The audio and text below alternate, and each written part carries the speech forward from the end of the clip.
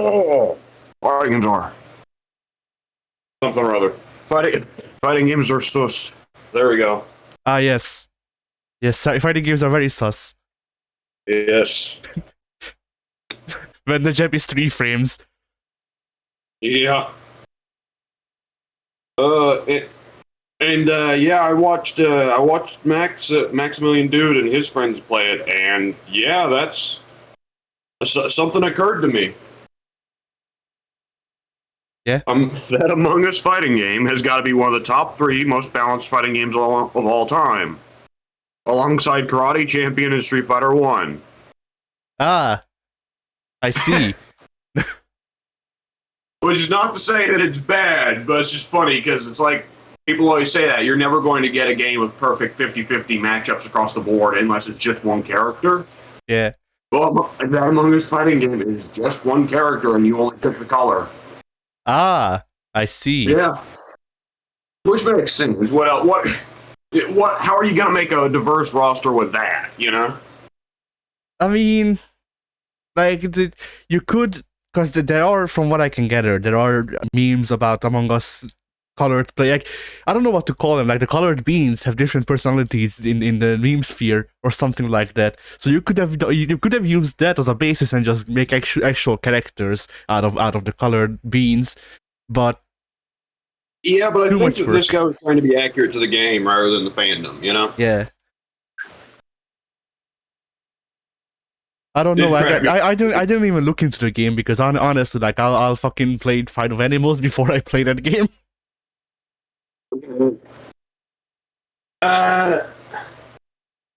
It almost kind of looks like, I'm trying to think of what game you could really compare it to, because like it does have big combo, you know, as you can expect with ground bounces and wall bounces, but it's not like Marvel craziness, you know.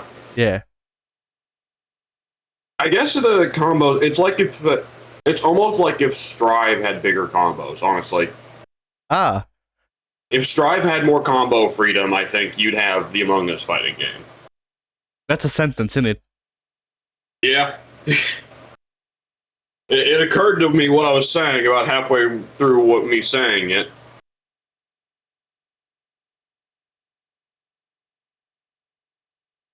Oh, man. So, with that said, actually, come to think of it, how many free fighting games are there that have other than Among Us? Among Us. How many? What are there? I didn't quite catch you, birds. Yeah. Okay. How many free fighting games are there with rollback other than Among Us? There's a couple, not many though. There's, I guess, that one. There's that browser fighting game. That one that has rollback. Tough Love Arena. Yeah, right. Yeah, Tough Love Arena. That one that has rollback. I don't actually know if Footsies is free. So I don't know if that one's free. I don't think it is. All right, then I guess that's not. Then it may be those two. I don't know what the hell Brawlhalla has as its netcode. I nearly said a really bad joke. Go ahead. It has the to power Brawlhalla's netcode, they just round up all of the people Eve Guillermo sexually assaulted. They've got them working in like a fucking mine. Yeah, the netcode mine. Yeah. Oh, did you hear about how Brawlhalla is going to have a Tekken character added? No, but that doesn't surprise me. They've already got fucking everybody else. Yeah, Negan's in Brawlhalla now. Oh, yeah, that makes sense. So are they trying to be like Smash Brothers, but with like, instead of being video games, it's just everything? Because I know they've also got WWE wrestlers. Yeah, I was about to say, like, they are trying to be Smash but worse in every way. Instead of Solid Snake, we have Xavier Woods. Please clap. Oh, please clap. Excuse me. Bless you. Yeah, please clap. Xavier Woods, the one guy out of the New Day who has never been a world champion. Woo! I mean, I think we've discussed this before when Brawlhalla came up, but I just hate Xavier Woods for no fucking reason. I don't know why I hate him, I just do. I just find him annoying, I guess. Overexposure? Yeah, probably. Because, I think I saw one video where he was there, and I don't think they ever properly introduced him as, the actual wrestler. He was just there as a presenter. And I think he was fine then. So, I think it may just be overexposure. Yeah, it's the same thing's happening with that Deathloop game, right? Because now it's out, and the critics say it's actually really fucking good, but it's still got a negative reputation because there were so many shows where Deathloop got the biggest showcase, and we still didn't know what the hell the game even was, you know? Yeah.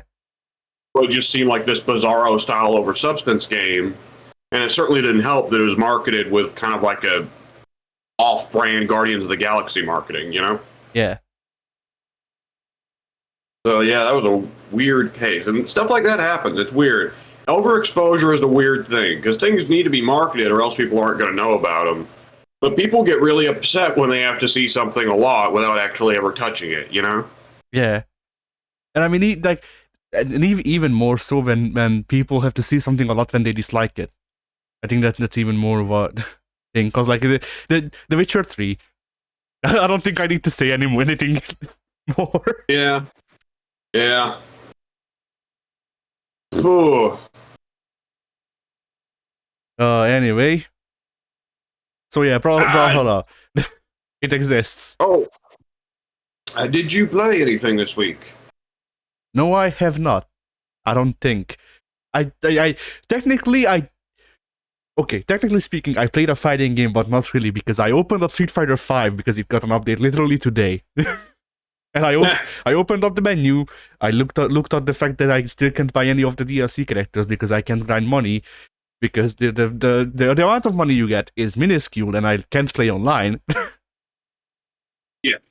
And I just looked at Akira and Oro and I went, I'll probably buy these guys with money once they'll be on sale. And then I closed Street Fighter V. Yeah, that's... Oh, man. We've talked a lot about where Street Fighter V went wrong, but yeah, that was definitely a spot. Pretty much anything that could have gone wrong with Street Fighter V did. Yeah, it's kind of a small wonder that the game is now flattened out to being, you know, a solid 7.5 out of 10. Yeah. Man, I'm hopeful for Street Fighter 6, though, because... Well, I hate to pin everything on one man, but Ono's gone, you know? Yeah. And the rest of Capcom has, you know, stopped shitting itself in the meantime as well. So, because Street Fighter V was, for all intents and purposes, the last game released of the Capcom Dark Age. Marvel Infinite wound up being kind of a bomb, and it had some serious problems, but at the end of the day, Marvel Infinite was a damn good fighting game, you know? They just had negative content because they had the budget of freaking one of Bayonetta's eyelashes. Yeah, that's what I was about to say. No, there was just no reason to play the game unless you're playing it with friends, and also it looked like ass, you know? Yeah. I like how we're making the budget smaller every time we talk about it for Marvel Infinite, because first it was just a shoestring budget, you know, the simile everyone uses. Then it was one of Borok's feet. Now it's Bayonetta's eyelashes. It's going to be an atomic budget soon enough. Yeah. We better not split the budget of Marvel Infinite in half, or else it'll blow up half the fucking world. Yeah. I look forward to next time Infinite comes up, so we can talk about how it had the budget of one of Bison's Hands bomb maps. Oh man,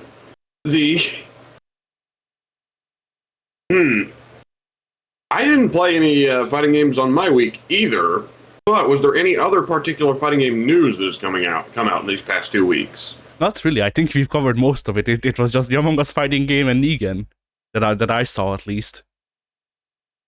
There was... Did we talk about that big KOF reveal where they showed off several of the new characters? Because there's still a couple teams that haven't been revealed, but they showed showed off who is now Shunai's rival.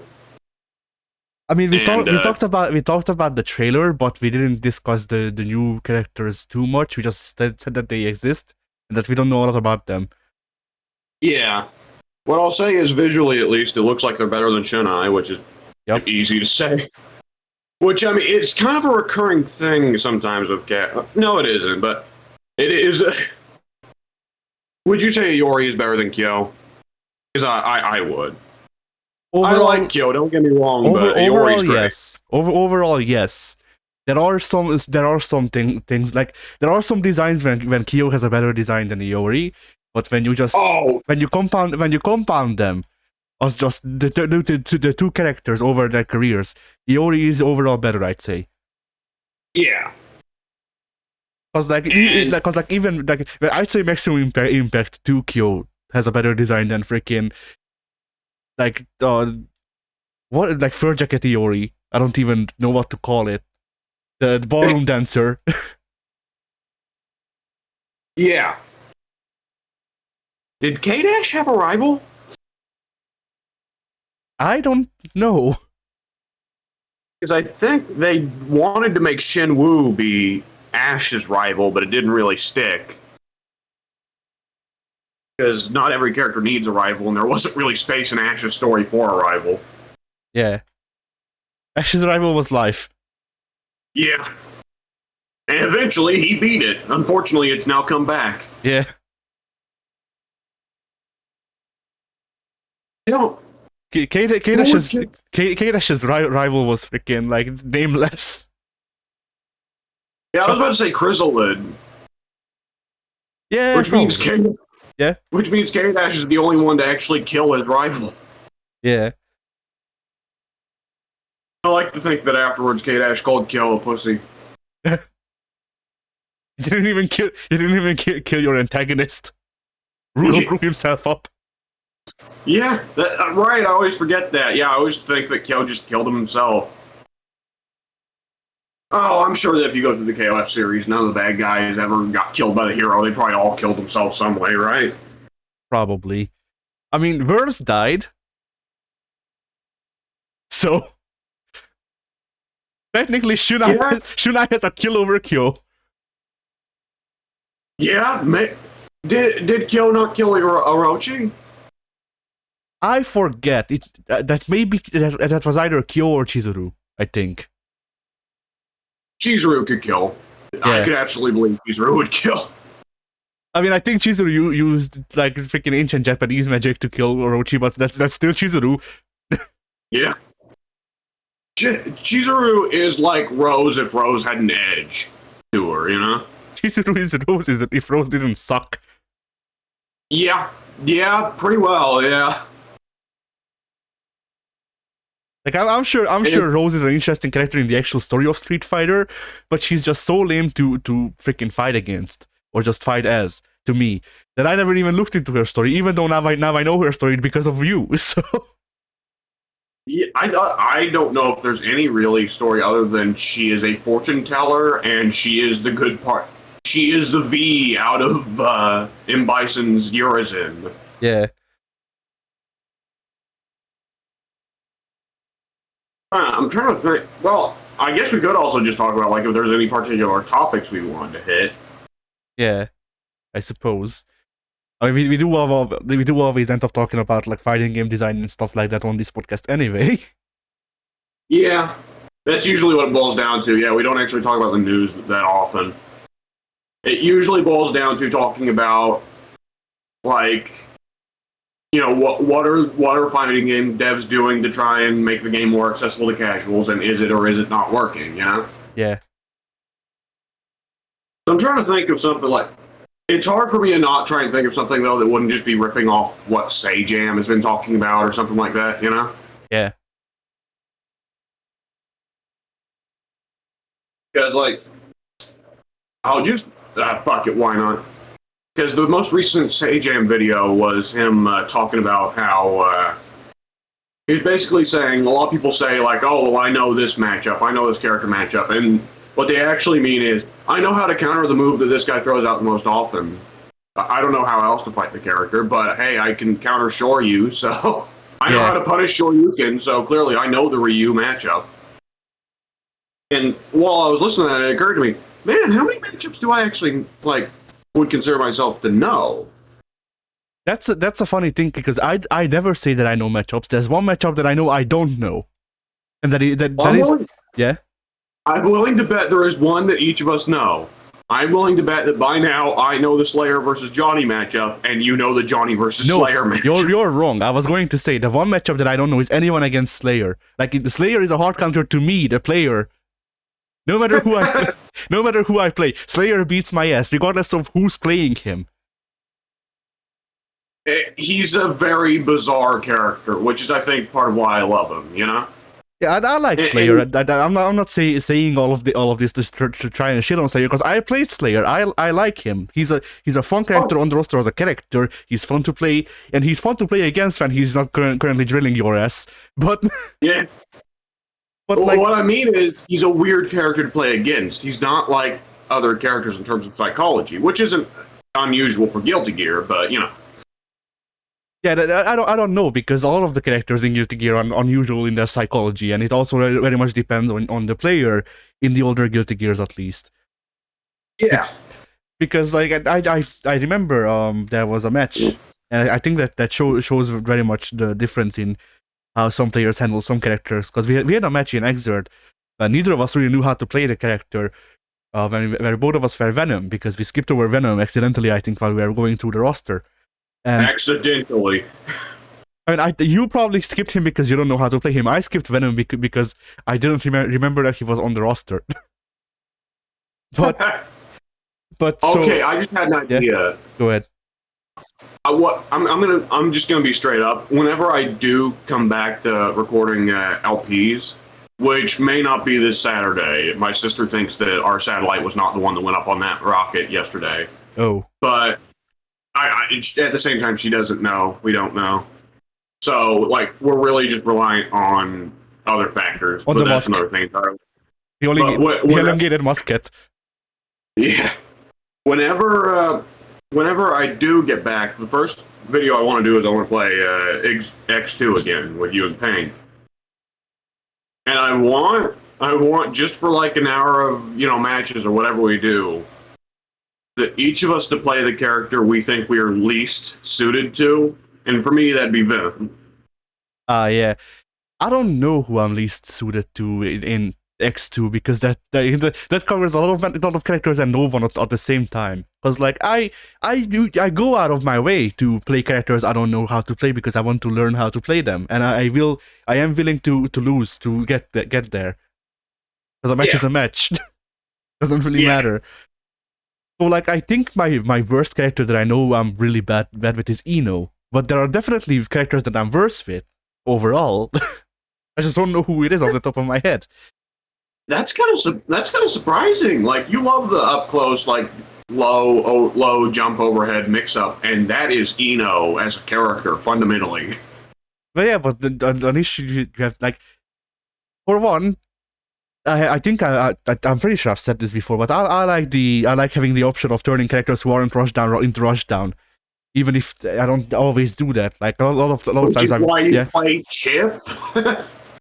Well, I also play a lot of rushdown characters just because the freaking but I mean, Chip is also like Chip is a legacy pick for me. Like I play Chip sometimes when I don't feel like playing Johnny because Chip was my first main in Guilty Gear because he was a ninja.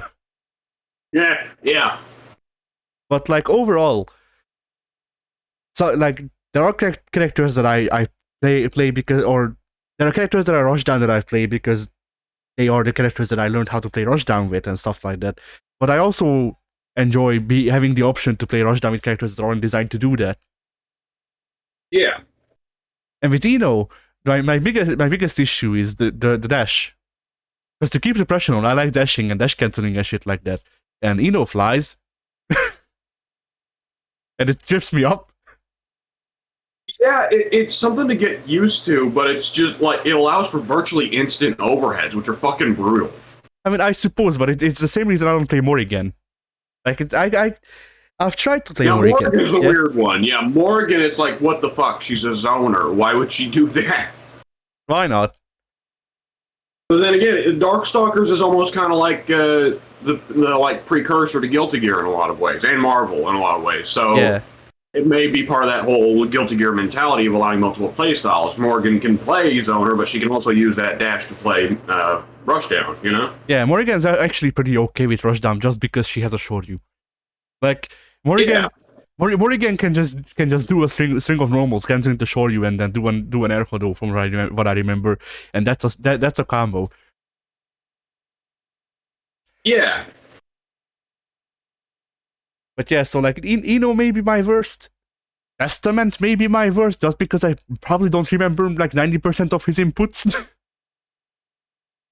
Testament's all Hados. Oh, okay. Yeah. All I remember is it's that simple. and I don't know who else. That boy, I guess, if you get really unlucky with the RNG, but that's that's RNG.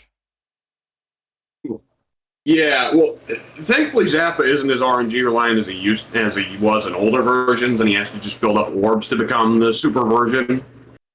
But yeah, the dog is certainly inferior to the Three Stooges. That's for certain.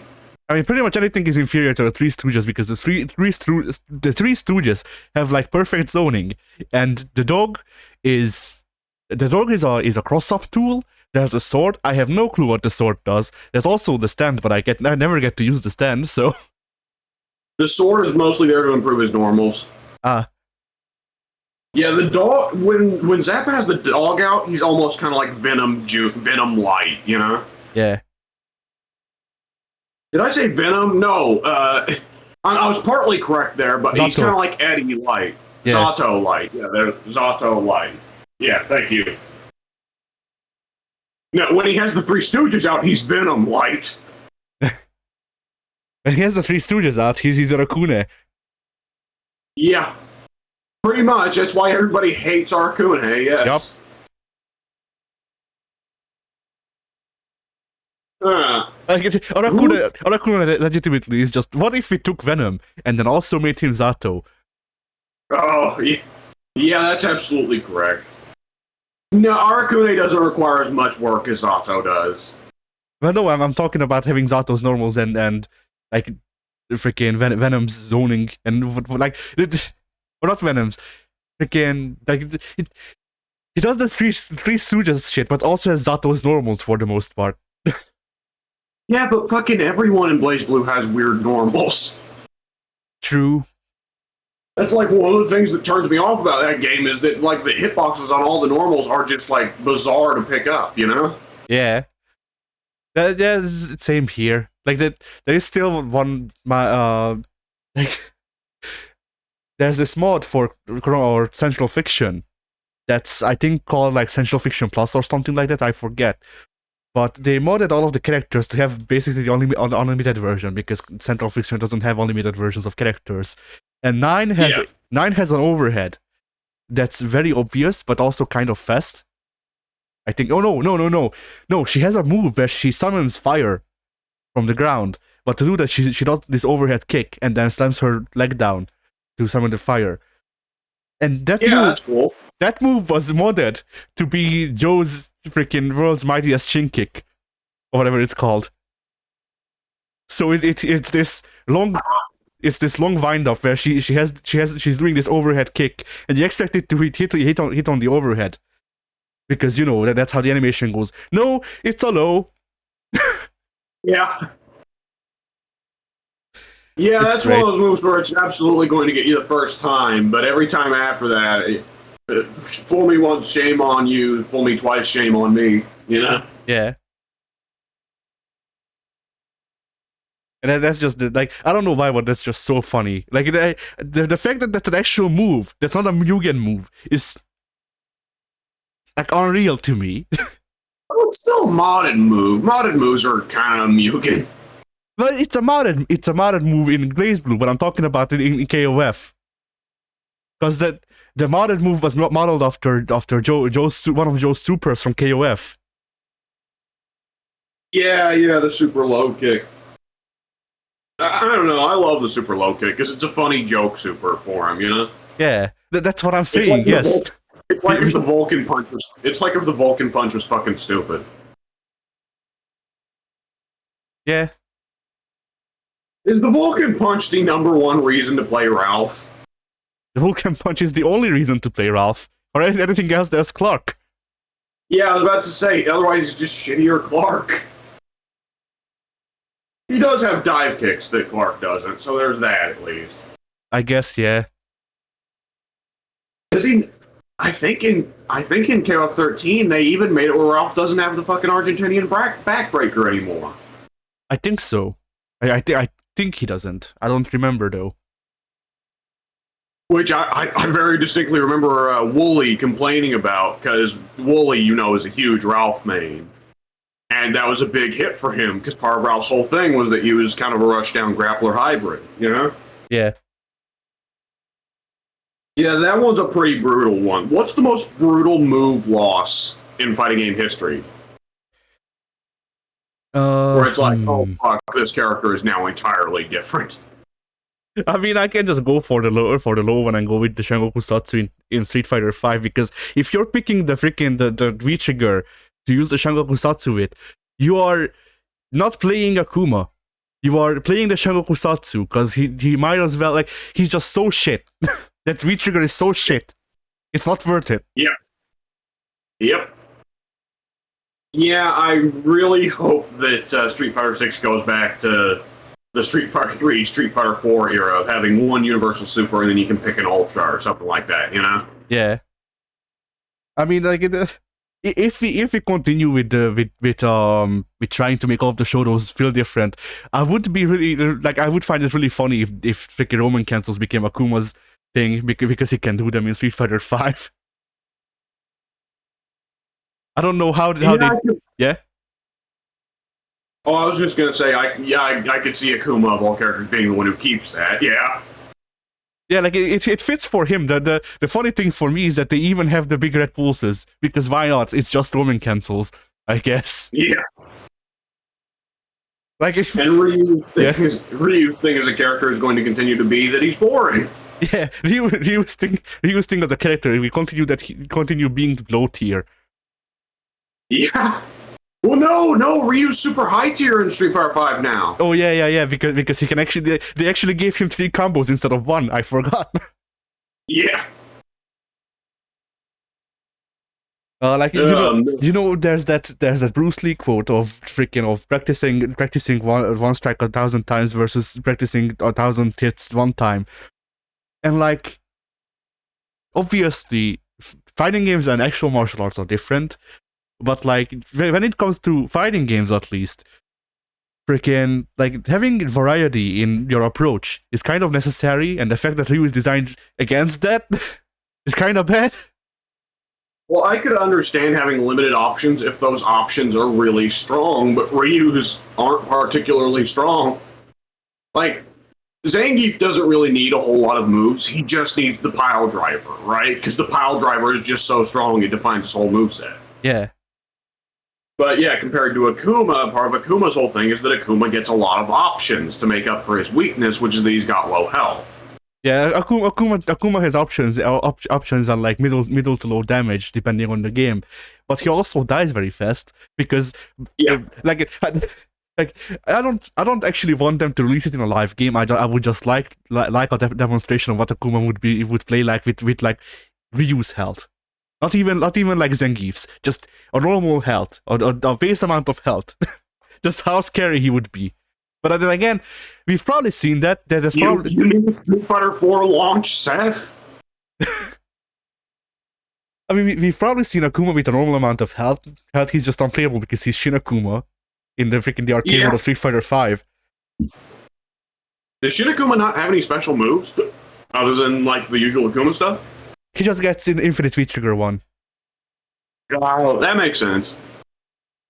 Yeah. Huh. Alright, I'm trying to think if there's any other news. Jacko wasn't this week, was she? Nope. Which something did occur to me while we were talking Guilty Gear. Jacko is a rushdown character. She just rushes you down from the other side of the screen. I mean, I don't know about Jacko in Stripe because I didn't even look at her. I don't really care enough. But freaking Jacko in Exert, like Jacko is kind of a rushdown character, but Jacko is weird. But that's freaking air dashers for you. Like Jacko's playing freaking Age of Empires while you're here playing Guilty Gear, and that's okay. I would certainly love if sometimes when you're playing Jacko, you just hear, you must construct additional pylons. Yeah. You require more Vespene gas. The opponent starts up a super. Nuke launched. Nuke launch detected. There we go. That's yeah. You like.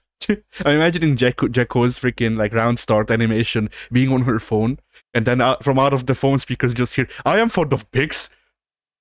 Yeah. Someone should make a Mugen fighter that's just like, and it looks like it's just called Age of Empires Villager, but he can build buildings on the screen, and the buildings will build like knights and shit. Minecraft Steve, but it's more freaking sub mechanics. Yeah, but Minecraft Steve like gets to fight you eventually. He's just got to build up a bit. I'm talking a character that's like Jacko on steroids, where he can't do fucking anything except build things. Civilization settler. Yeah. What would freaking Crusader King's ruler? And then there's a 50% chance that in the second round you just get a pop up that you won because they died of old age. Yeah. Every round is a different descendant. Yeah. Sometimes they're inbred. Usually they are. There's a special model that has the Habsburg chin. Oh shit. All right. There needs to be more stupid fighting games. There is kind of a lack nowadays. Like, I mean, there is Fight of Animals and Fight of Gods and also Tough Love Arena. And Amogus now, actually.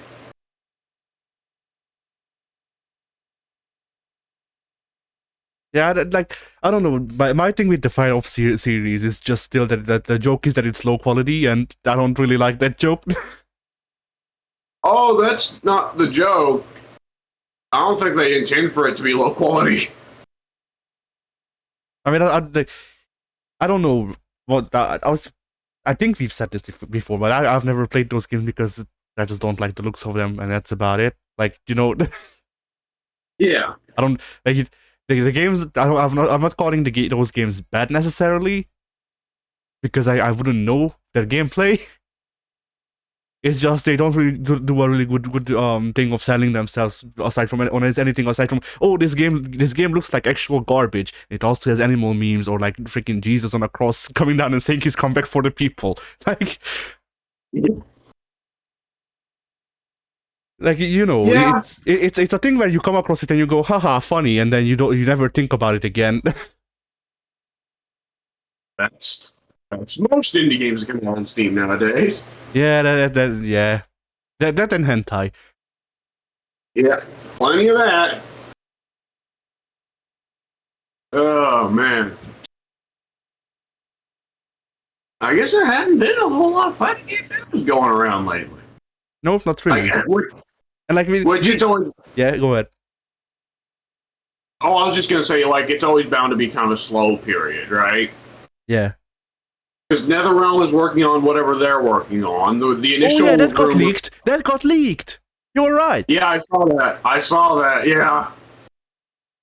Because the rumors a while ago were, oh, they won't do Injustice 3 because of Warner Brothers. They're going to do Mortal Kombat 12, and then GeForce Now just the night before, or the night before last, or something like that, leaked. Oh, Injustice 3. Well, it's not. Okay, I'm gonna be really, like, I don't know. I'll give them a benefit of the doubt because GeForce has come out with a statement on the leak, and they said the list is real. We can't actually confirm any of those games because they haven't been confirmed to us. We just used that as speculation. Oh, So like, on one hand, technically, good chance that it actually is just a freaking a proper leak and they're just trying to save their ass because, I mean, why wouldn't they? On the other hand, I'll give them the benefit of the doubt and say, hey, I don't know how the fuck this whole like making video cards business works. Maybe they do need a list for speculation on their specs. yeah. Oh, as cynical, like, as much of a not good experience as I had with Mortal Kombat 11, generally speaking, NetherRealm, the pretty graphics monkey part of my brain wants to see NetherRealm come out with a game on this console generation just to see a fighting game that looks that pretty, you know? I mean, I guess I don't know, because to me, none of the Mortal Kombat since 9 have looked all that like interesting. I mean, that's partially probably just because like most of the worlds are stuck in like 2008 when it comes to their visual design, and also like freaking the damage, the whatchamacallit, the battle damage that the characters got in MK9 went away. And like the graphical fidelity technically gets better, and the people are looking more like actual people and shit like that. But I don't really feel it. If you get what I'm saying, like it doesn't really look like as much of a leap as 9 was to the 3D trilogy or MK versus DC. Yeah, I guess you get, like, I wound up liking X and 11. Like, 11 is just like sheer graphical fidelity. It's insane. It looks almost like real life. But X was very. I can see where X would be strange because X, like 9 tried to look realistic but stylized. X was like almost kind of cartoony, you know? Yeah. Which I liked, but it was definitely something that I was like, what the hell? At the time, you know? Yeah. Injustice is a weird one. Injustice 2, they're clearly setting up Mortal Kombat 11, trying to make it look like real people with Injustice 2, but like, it was a bit off, you know? Yeah. It kind of looked like everyone had had bad plastic surgery in that game, you know? I mean, probably. I don't remember a lot about Injustice 2 because I only played it once, I think. But technically, I played it twice if we count it in sessions. But if we talk about like time overall spent on the game and freaking and like the amount of like how many times I went back to the game, I only played it once because it was free for a weekend. I played through whatever parts of the story were available in the demo they released, and then we played against each other, and that was it. Yeah. That's you. Yeah. But thank you. The thing to be curious about really with Injustice 3 would be the gameplay. Yeah. Right? How many people with guns are in the game? What if Ed Boon builds on the constructive criticism he's gotten from the past, like I don't know how many, 4 I think, yeah, 4 or 5 games they've made as NetherRealm, and just made it so every single character has a gun. It's just freaking Deathshot, it's Deathstroke, it's I don't know who else. Bloodsport, Peacemaker, Red Hood. Yeah, it's just people with pistols and shotguns. Not shotguns, because that has a two-stroke fire rate. It needs to be people with pistols at least, and like freaking LMGs at most. Yeah. Freaking like. Like the whole cast. Batman's gone because he. No. Thomas Wayne. There you go. Batman's in. Superman's not there. Instead, it's Zod with his Kryptonian guns. Yeah. They brought back both Zod and Luthor unchanged just to torment Luthor again. Luthor is the Mokujin. Yeah. Your suffering begins again, Luthor. Luthor has been brought back, but all of his matchups are freaking 10-0 in the opponent's favor. Yeah, now everyone has an air projectile that they can fucking tiger knee. Yeah. Oh, that'd be terrifying. And the I projectiles. hope Not only do projectiles not clash, if projectiles go through each other, they become stronger. supercharged. That would still kind of discourage trades, though, because you just nuke each other. Well, no, it wouldn't. It's because the trouble with projectile trading in Mortal Kombat and Injustice is that it's always in the favor of the person who already had the health advantage. And it's like you don't need a zoning help when you've got the health advantage. Like in Street Fighter, you can try and zone people out when you've got the health advantage to go for the timer win, but you're not going to get the actual proper like kill the opponent win, the proper knockout win. Yeah. And Injustice will. Boy.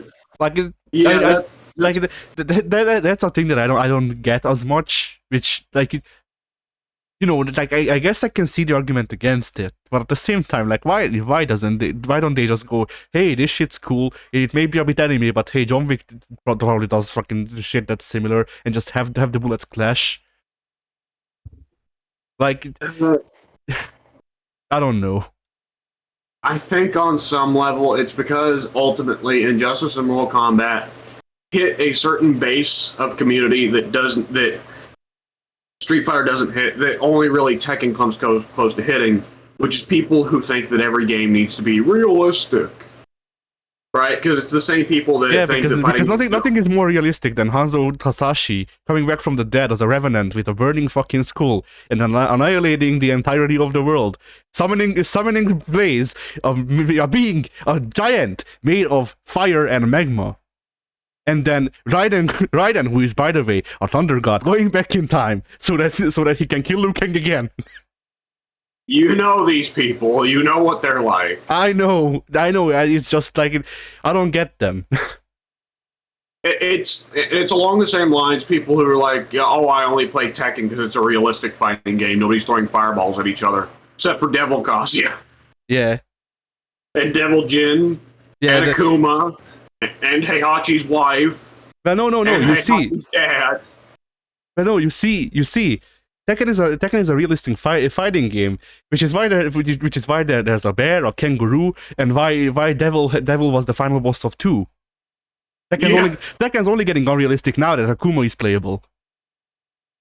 Yeah. Like what fucking Jinpachi throws Hadokens all the time. That's what made him such an annoying boss. No, that's not what made him such an annoying boss, because Hadokens are just as easily defeated in Tekken 5 as they are in Tekken 7. The thing that made Heihachi, the thing that made Jinpachi the annoying boss is that he has a instant stun. Right, yes, I forgot about that. Yes, that is... I will never forget about that move because I still have PTSD. I can beat Jinpachi first try on the hardest difficulty and I still have PTSD from the instant stun. Yeah. If you get lucky and he doesn't decide to make it an infinite combo. Yeah. I can beat Jinpachi first try on the hardest difficulty if he doesn't decide that he's going to be doing nothing in the match but Ashura Senku and Hadoken. Because nothing saves you from that, not even sidestepping.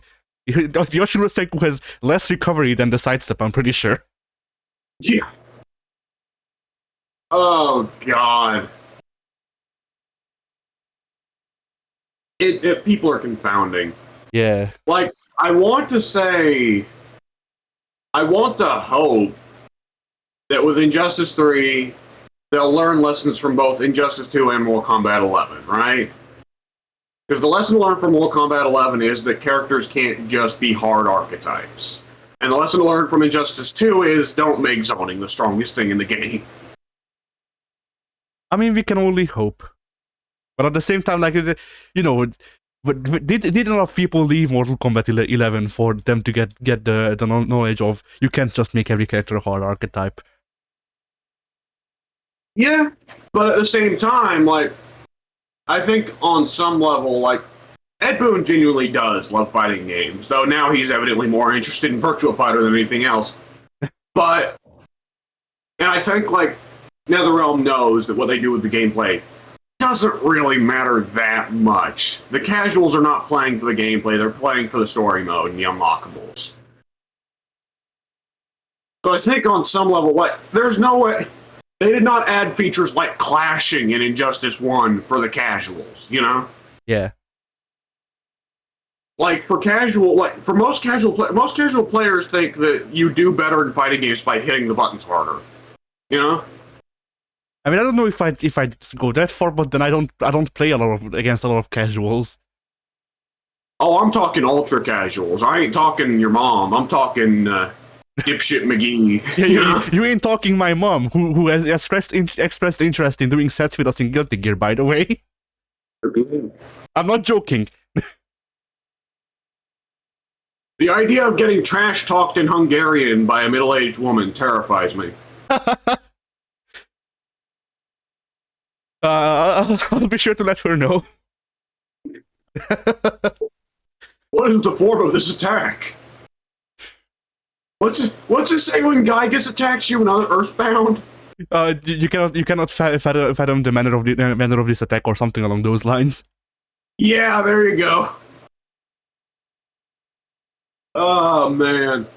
But yeah, like the big thing keeping us from actually having sets is that just that I don't know how, because like she wants it to be an actual, like, she wants us to be actually be in a lobby, and then, like, you know, actually like have fights against me as well and shit like that. And I don't know how we do that because we don't have a second PC. Yeah. But anyway, so yeah, like super casuals. I mean, they're like, I don't know, because the only real casuals that I can think of because like I don't play against casuals not because I don't want to or whatever. It's because I don't have locals, and I don't plan on making locals either. So like whenever I don't even mean people that would go to local tournaments. I mean the guys for whom the other ideas they have of gaming is just Madden and getting drunk and playing Call of Duty multiplayer. You see, like yeah, those people are casuals when it comes to fighting games, but like the people I play with who are casuals are just whatever family member is like, hey, I want to play a fighting game with you. So like people who don't even play video games. Yeah, but I think there's a different mindset there. I think when they know that they don't play video games very much, you come at it from a different perspective of, well, there's got to be something to it. Whereas guys who play Call of Duty, Madden, Mortal Kombat, Grand Theft Auto, and pretty well know nothing else, probably are used to thinking, I'm the best at this. And when they play fighting games, they can't figure out why they lose, so they figure it must just be press the buttons harder, right? Especially when it works on the AI, because the AI more often than not, will take moves that it shouldn't have, you know? We'll just eat raw moves, you know? Yeah, I guess. On easy difficulty. I should clarify. Which is the difficulty they're going to be playing on most of the time. It's not very... No, like, unless they actually have some piece of humility, they won't be playing on easy. Oh, that's the thing. I think a lot of those arrogant guys in their private time are deeply, not ashamed, but insecure. Right? Narcissistic people usually do not have much self-assurance. I guess I wouldn't know. Which is why narcissists, generally speaking, are always trying to change themselves to be what people want and love, because they are looking for assurance from other people for approval. Yeah. But what was I going to say? Either which way, I think on some level, like, I don't think the changes that were made in Mortal Kombat 11 even were done for casuals. I think on some level they partly just wanted to dick around and experiment with some stuff. And I think on another level they thought that the changes they were making would be better for the competitive community. Because I mean, yeah, like, on a level I can see how it would be, how having just hard archetypes would be better for the competitive community, in that they don't need to learn the actual game because there's nothing to learn. But yeah, and what I was going to also say is I think it's also just easier from a balance perspective when there's a hardline meta that the developers are more in control of, right? Because with Marvel vs. Capcom or Smash Bros. Melee, stuff like that, like, those games have entirely evolved past what the game developers intended. And it gets to a point where the developers are like, I don't know what the fuck's happening, right? Whereas Mortal Kombat 11, anything that can happen in Mortal Kombat 11 was absolutely within the developer's boundaries. Because there's just not that much freedom to the system, you know? I mean, there's pretty much no freedom in the system, so yeah. Yeah. I think that it's partly just because they wanted to make a more controlled experience. On some level, yeah. I think what Mortal Kombat 11 was intended to do was not to get the casual, like, Jimmy Two Shoes who buys the game, plays through the story mode, and then calls it a day. I don't think it was about getting them. I think the changes they made in Mortal Kombat 11 were about getting the mid-level guys who play through story mode and then play through arcade mode again and again and again, like you and me, to switch to playing competitively. Which, of course, wouldn't work. At least in our particular cases. Yeah. But I think that was I think that was a big part of what they were wanting to do. I don't know why in your case it wouldn't work, because you do play fighting games more of a competitive edge. Well, I just play fighting games because whatever. Because it's always been there. I do like I don't have like the practice necessary for that, but I do like really love like theory, right? And of course, when when the rubber hits the road, it can be a different story. And there are a lot of times where I'm like, I'm fucking, I'm just pressing buttons at this point. But from that perspective, I mean, the thing is, it always differs what people would want out of competitive. And for me, I find fighting game theory very interesting. And with Mortal Kombat 11, there's very little space for theory in terms of game mechanics. There's space for theory in terms of player psychology, but every fighting game's got that, Yeah. So basically, we the two of us arrive at the same road arrive at the same freaking exit from different roads. Yeah. And like you compare that to Marvel vs. Capcom or Killer Instinct, for instance, and those are games where there's not just the theory of, theoretics of player psychology, but like there's so much you can do with what the game gives you, Yeah. Like I saw an argument recently about Strive, where on the Fighters subreddit, and it like there was one of the people in the argument got just fed up with basically arguing in circles with each other, and he summarized both the strength and the biggest strength and biggest weakness of games like Strive, which is that less game equals less game, which is good because there's less things to learn, but it's bad because there's less things to learn. It's all a matter of perspective. Yeah. And I think that it can also be gradients for people, because like Mortal Kombat 11 is too little for me. It just doesn't interest me because it doesn't feel like there's much really to learn. But then comparatively, like Strive was the same way for you, but when I played Strive, I got a pretty big kick out of it. I thought there seemed like there was some depth there, but it wasn't enough for you, Yeah. And I gotta admit that also I think that a lot of my opinion of Strive was just partly brightened because I did really love the character of Nagoriyuki, and I wanted to see more of him, and I didn't get to, so it still seems like there's infinite possibility there. Yeah. But if I were to purchase Strive, which I probably will at some point in the future, then I might come to find out that there isn't much more to Nagoriyuki than I thought. In which case, I'd probably have to end up waiting until they do a Dream Match game. Yeah, and I think that the difference of opinion also comes from the fact that you played Strive for a couple of practice matches whenever the servers were up, and then the hour that we played together before you rage quit because of the freaking the lobby system sucking ass. I played Strive for that whole weekend, I want to say. Like, I had 13 hours on Giovanna alone. So I guarantee if I spent 13 hours with that lobby system, I guarantee you I'd hate Strive more than you do. Probably. And so for me, I had a plan because like Giovanna is actually it's a hard character to discuss like this, just because Giovanna is a new character. She can be whatever, she is whatever the designers wanted her to be, and she was never more. So there's nothing for me to mourn, unlike with Chip. But that's kind of why I went with Giovanna, because Giovanna seemed like a character that I would like, and I do. But then there's a list of things that I would have preferred otherwise. But like, I yeah, I just had a thought occur to me. yeah, I think one of the biggest differences you and I have in fighting game mentality is that for each game, every fighting game in a series, I see each character as kind of an independent entity in that game, regardless of their like whether or not their character existed in prior games. And by that I mean I see Street Fighter Alpha Zangief as being fundamentally a different character than Street Fighter 4, Street Fighter 5 Zangief.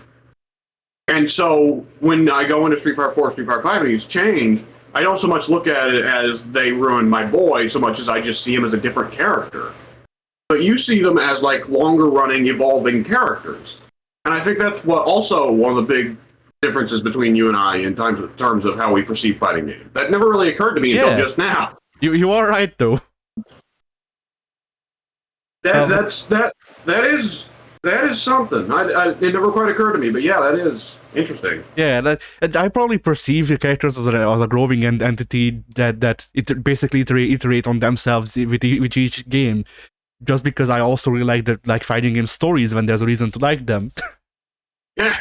So, if I can, like, I don't, Akuma doesn't change between Street Fighter, like, Akuma, the story character, doesn't change between Street Fighter Alpha to Street Fighter 4 that much, because the things that change, or the things that make him change, are usually either relate to you or shown in the story mode, or, the equivalent in the game.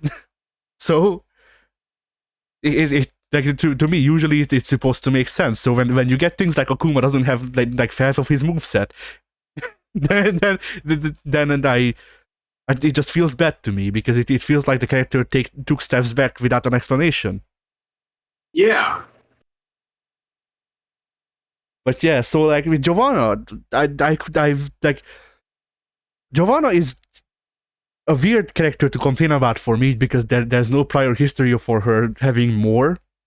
But at the same time, like, she just feels like a character that's crying for more moves.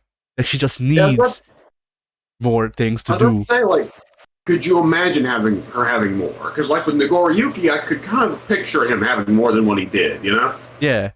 And that was my issue with Giovanna and overall Strive as well. It's just like, it felt like a lot of the characters were unfinished. And apparently... Except for Potemkin. Or even Potemkin. Like, Potemkin, I know that Potemkin never really had more in the strictest way. Like, he had the ICPM in Exert, and he had, like, the air version of the Heavenly Podbuster in Plus R and stuff like that. Like, he had that one move. He had, like, a Burning Knuckle or something like that in the first Guilty Gear. I forget. Trishula. Yeah.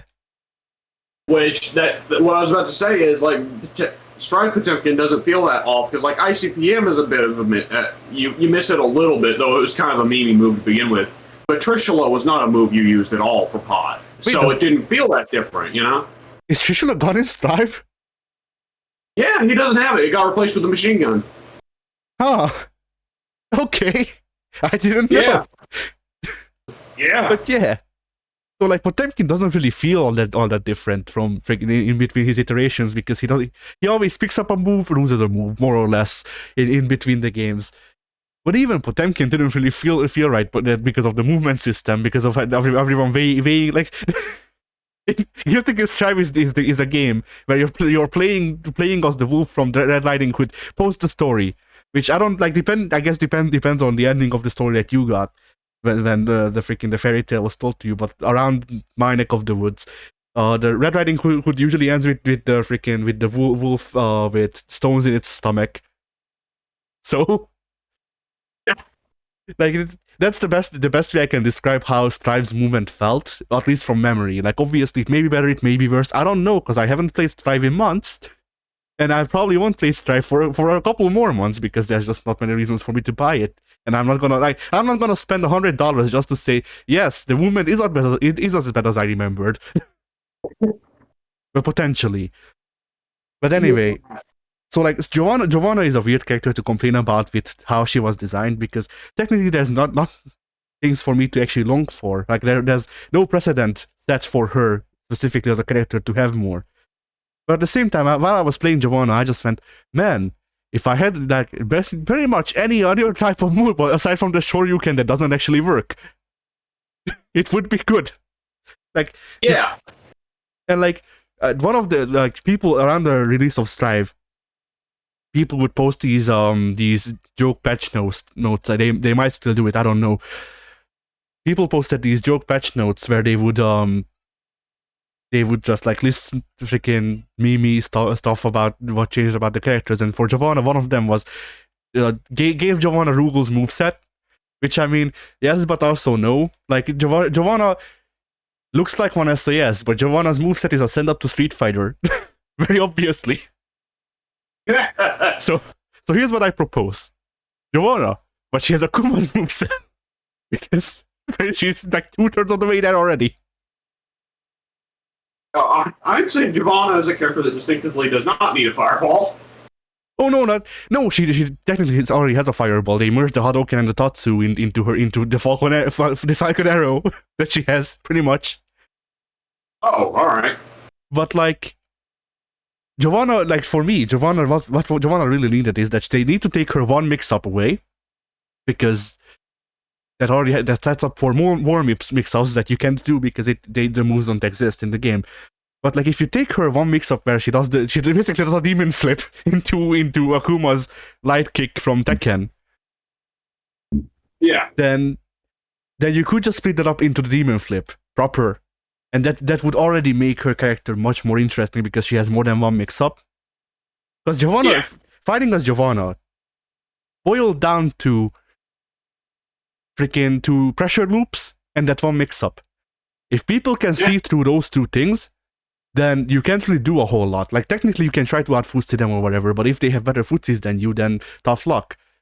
Your character literally can't do anything to freaking like you know it was a thing where I didn't feel like I got beaten. It felt like I chose the wrong character. It felt like I just didn't have enough moves I didn't have enough moves. I didn't have enough tools to defuse the situation. Because when I played Johnny against your Slayer and I can't fucking do anything because you keep pilebungering me and I can't even stand up, it doesn't feel like freaking Johnny doesn't have enough moves. I'm getting pilebunkered over and over again because I'm making the wrong reads.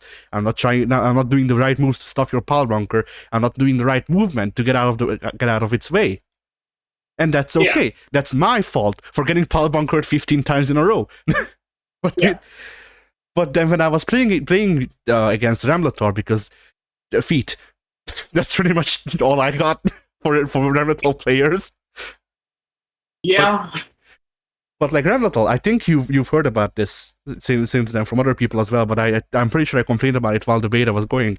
That Ramlator's standing, I think it's just standing slash, or standing heavy slash, I forget. Like Ramlator's standing heavy slash as a move was probably better than most of the moveset for every other character not named Soul. And it was this thing where I wasn't fighting Ramlator as Giovanna. I was fighting Ramlator's standing slash or heavy slash, I forget, with a character that doesn't have an answer. Pretty much. So it all boiled down to, do I have the right reads to make it so so I can punish them on their whiff? Which I probably won't, because movement is slow, freaking air dashes are delayed, and even if I can get in the right amount of time, do I have a move that's close range enough, and actually gives me options that I can convert into, so that she won't be able to just hit the button again and then beat me out? And most of the time, the answer was no. Yeah.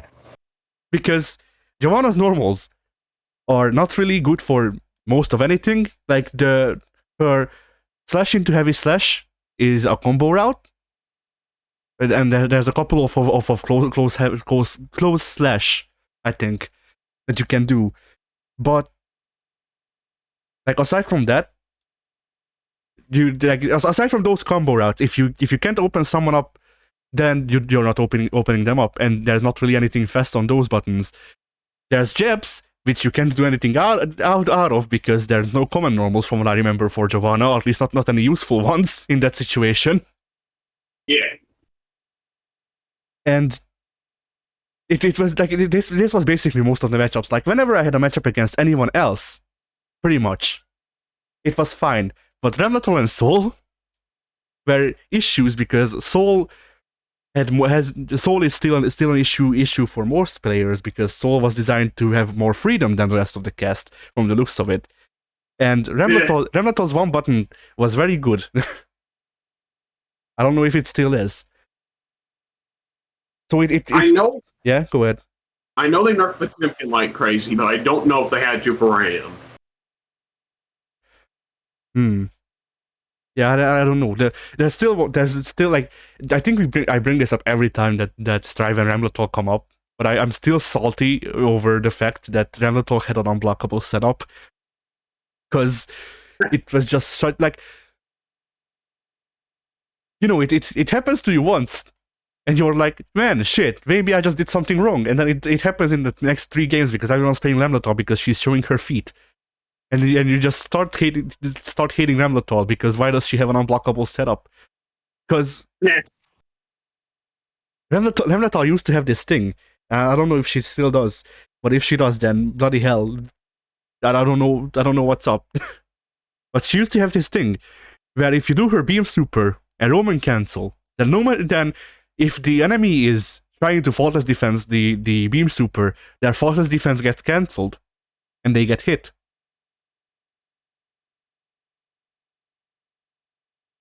I don't know why. I don't know how. So, yeah. Go ahead.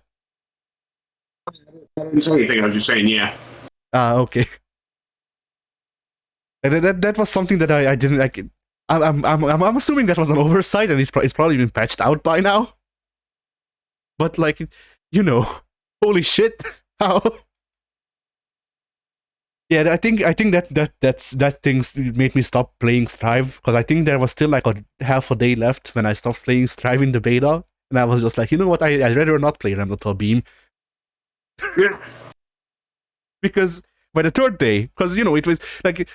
It was legitimately a freaking like a Majora's Mask thing during the beta, where every day everyone would flock to the same character because people were finding shit. It was like first day, okay, and actually somewhat mixed freaking thing of characters. Ramlator and Soul nowhere to be found. Everyone else bought those two somehow, and it was like I had some fun playing against mostly. Actually, it was mostly Nagoriyuki and Giovanna because they were new. But I had fun freaking doing like mirror matches and shit. And like whenever I would find an Exo, I would be like, oh, these exist. People play Exo sometimes. And then I would lose.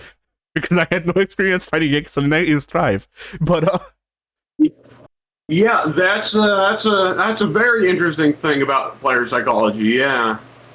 Again, I don't like that infiltration guy since he beats his wife and all that, but before it turned out he was a wife beater, that was one of the biggest moments in Street Fighter Pro history, Street Fighter 4 competitive history, was when he changed mid-set from Akuma to Hakan, because he was getting his fucking ass beat by that Balrog guy.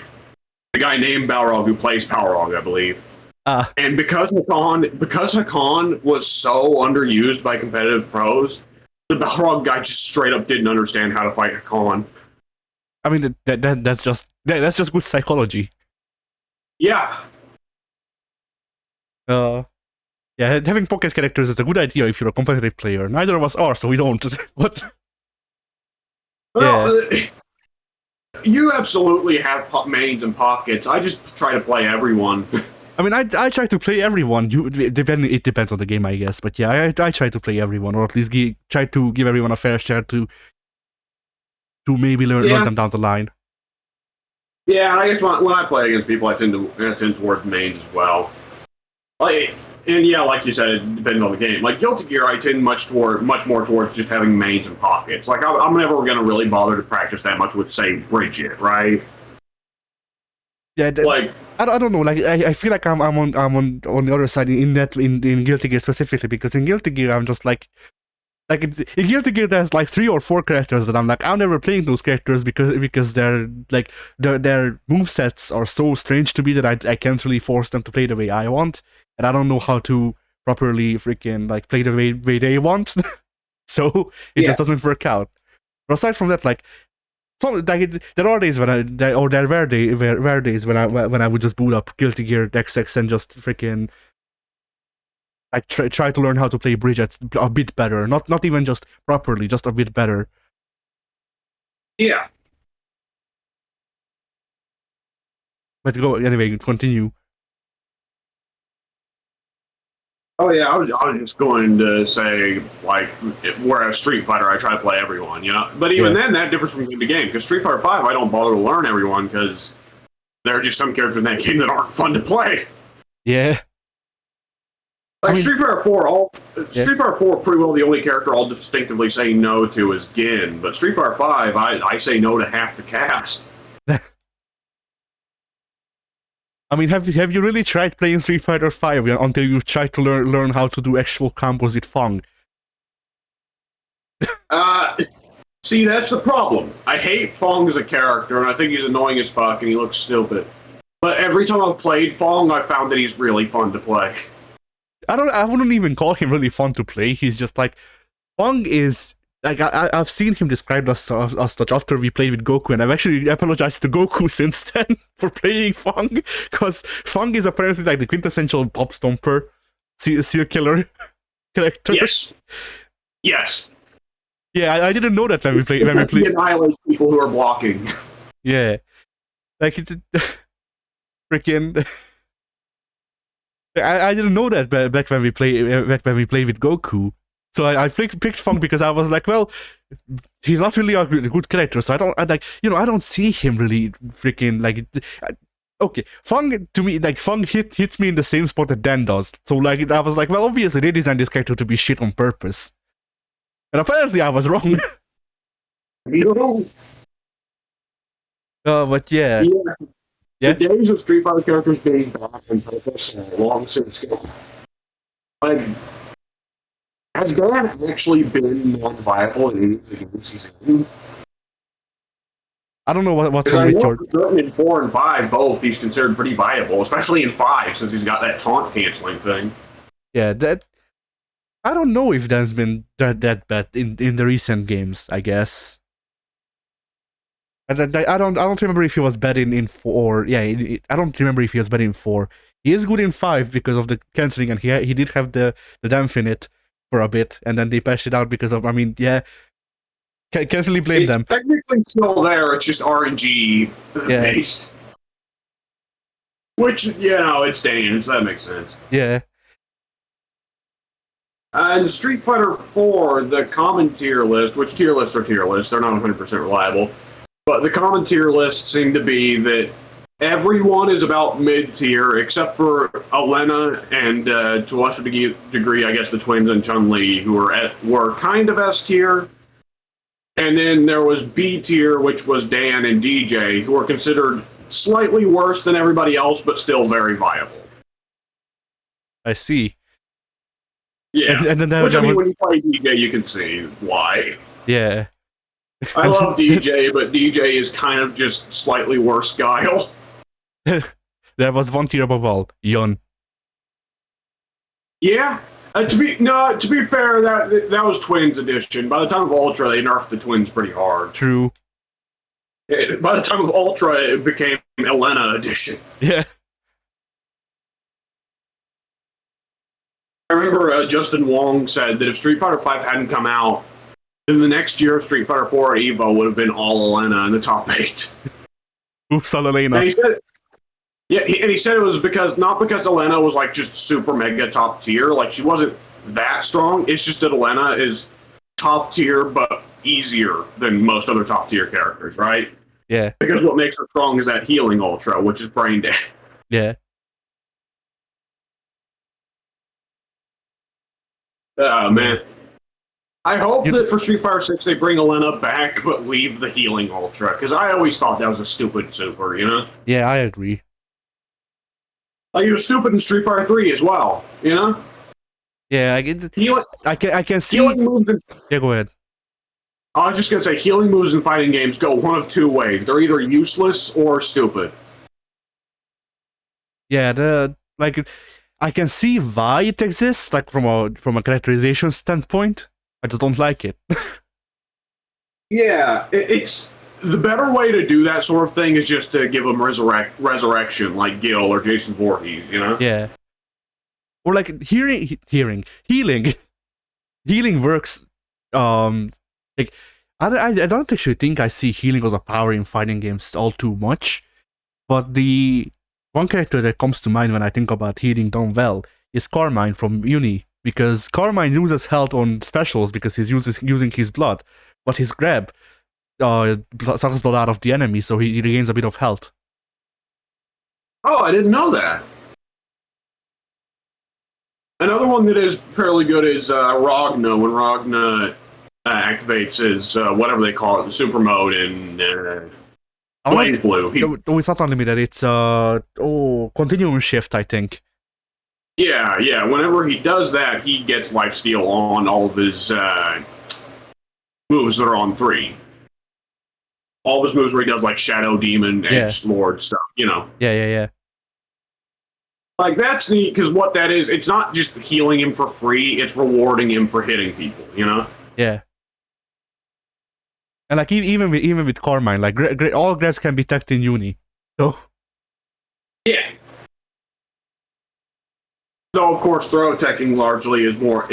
Throw teching is, of course, more of a thing of prediction than reflex. Yeah. Which I think is something that fighting games should actually, like, at some point explain in tutorial modes. Because that's something that when you're a new player, it's like, oh man, how do I get my reflexes good enough to do that on instinct? And it's like, you don't. I mean, it depends. It depends. Do you play a lot of Street Fighter V online pre-network patch? Because then you're gonna get real good at doing throw techs on reflex. Let me tell you what, brother. That's not even doing throw techs on reflex. That's just that you're both trying to throw each other like a bunch of maniacs. I mean, is there really a difference at the end of the day? Oh, I remember, like, I don't know if how right that video is, but I remember seeing this video that was Daigo on stream, and someone translated like made English subtitles so that people over here can understand it as well. And people asked him why he doesn't play Third Strike, and he's like, grab meta. Because apparently that was also a big thing in Third Strike, that that people would stand over each other and and just do grabs on wake up, like they would do in pre-network patch SF5. Yeah, that doesn't surprise me a whole lot. And Street Fighter 3 was the game where Kara throws were really bad. Yeah. So like yeah. Go ahead. Does virtually every character in Street Fighter 3 have a really good Kara throw? I wouldn't know. Maybe. I know that Dudley's got a real good one. All I know is that I straight up dislike competitive freaking Third Strike just because of the punches. I just, like, I don't know why, but it just annoys me to no end. What do you mean, the punches? The air punches to build meter. See, it's goofy and it's cheesy and all that, but I kind of like the characters whipping to build meter. I don't, because, like, I guess to me it's just that, like, you know, you're not playing the game, you're building meter. I guess is the best way to put it. Like, you know, meter is rewarded for playing the game. So by just whiffing into the air, to me it's like you're not playing the game, you're just getting meter. You're like, you know, it's not, there's nothing inherently wrong with what they're doing. It just feels too wrong to me. Yeah, I always figure, like, part of the thing is you want to make sure to play aggressive against the other player so he can't build up meter, you know? Yeah, I guess. It's kind of comparable to how in, like, KOF 98 you could play that ultimate version that allows you to pretty well build up ki like Dragon Ball, right? Yeah. Well, I don't know. To me, that thing, doesn't it? Yeah. Dragon Ball has that too, doesn't it? Fighter Z. Yeah, it does. But I don't know. In that one, it makes sense to me. Like KOF, less so, I guess. But in KOF, it feels like they designed that game around being able to build up super. And in Dragon Ball, it makes sense because Dragon Ball is. I was going to say Dragon Ball fucking sucks, but I get, like, not really. Like, yeah. Dragon Ball was also designed with it in mind, and it's also in the source material, so I can look past it. With Third Strike, it feels, yeah. Here's the weirdest one. I just remembered CVS 2 has it. If you're in Inism or In Groove, allows you to do it as well. I mean, like, Weird, right? I mean, I guess I don't know. Like, with things like that, to me, like with actual mechanics, it's built around building meter. It feels like it was designed into the game, so it's okay. With whiffing punches to build meter, it feels like you're just abusing a design oversight because you kind of are. And it's like, a lot of good fighting game stuff comes from abusing design oversights. but I don't know. It just like. I just get a bad taste in my mouth when I see when I see a Jan throw someone down and then freaking dash back to the opposite corner and then freaking sit down in their corner just jerking off doing light jabs for half a minute. It was cold in here, okay? I need to tell you something. He can hear you right now. Who is it? Oh, it's Addie, but we are recording. Oh. Hello. Hey, Addie. Hello. We're taking your dad to the medical clinic. Back in a while. What's probably doing that? Okay. Bye, Addie. Bye. Tell Dad good luck. Okay. Where you go? All right. Yeah, my dad's down with something. We don't know what. Well, that sucks. It's yeah. It's Yeah. the what was I gonna say? Right, we were talking about building meter by punching the air. Yeah. I guess it also kind of, like, for me, is almost kind of a comedy thing. I just find it funny, the characters dancing around like that, because, like, it's just so stupid, you know? I guess I don't know. I don't like the thing is, like, I can't really describe why I don't like it because there's nothing inherently wrong with it. Like, I can't really disagree with you on that it looks comical or whatever. I just don't find it funny enough for me to freaking to justify it in my head, and it just feels wrong. Yeah. I mean, it isn't always, you shouldn't always be doing it in Street Fighter 3 because it doesn't actually generate that much meter. I mean, Oh, man. I guess part of the issue for me is that just like I can't watch freaking I don't really watch pros play fighting games because I'm not at that level. I can't really learn too much from it. It depends on the game and the actual people playing, I guess. But like, you know what I'm trying to say. There comes a level when they're using mechanics and like things that the community has found that you don't know about, that it just like the information is lost. And yeah. And I especially can't watch Third Strike tournaments or like freaking like those games overall which feature building meter off of whiffing. I can't watch those things because it just like it ruins the match for me because it looks like I guess it's just a thing of it's too video gamey. I can't get lost in the freaking I can't get lost in these freaking characters having a fight. I can't suspend my disbelief enough for me to justify characters going to the other end of the screen and then acting like they have punch ghosts, but they obviously don't. Yeah. Yeah, it again, just boils down to, I think, like, the difference between you perceive it as characters fighting, whereas I perceive it as players, you know? Yeah. Oh, man.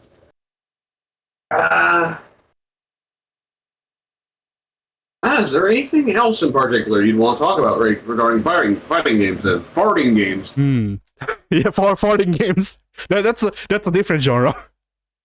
No, it isn't. Just have a Baraicho versus Baraicho matchup. I suppose. Oh my god, I just had the dumbest idea. Yeah? So you know how in Mortal Kombat X, Baraicho has that fart move where he can stun people? I think so. What happens if you have a Baraicho versus Baraicho matchup and they do that move to each other at the same time? Do the farts just pass through each other? Maybe. Do the farts clash? I had a potentially even funnier idea. So if Baraicho stuns you with the fart and then farts again, does it stun him like Sub-Zero dices himself? Yeah. What was it said in those versions of Mortal Kombat 1? Like, ice rebound or something like that? Do you just see flashing text on screen that says fart rebound? Yeah. I guess it's fighting game related. I recently saw a tweet. I think Harada retweeted it. Because if I remember correctly, Speedcakes put out a tweet saying, "Don't put me a fighting game player's tier list if you haven't beaten me." Which, I mean, fair.